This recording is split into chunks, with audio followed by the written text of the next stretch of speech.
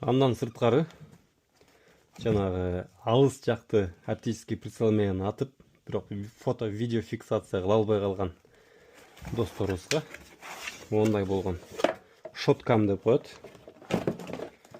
Бул кандай десеңер, оптический прицелге катырылат.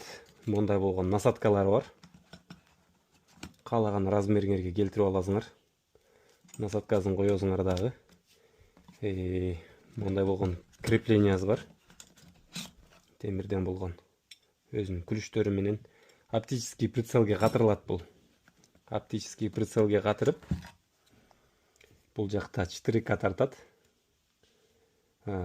Видеофиксатор, бул видеокамера, шоткам деп коет. Оптический прицелге орнотулат дагы.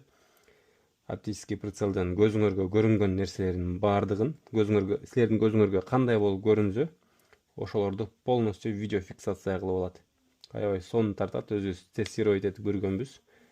2-3 ай мурун алып келгенбиз. Баасы болгону 30 000 сом. Келип көрүп, даже орното албайм десеңер, өзүбүз орнотуп беребиз. Алып алып жыргай берсеңер болот. 30 000 сом.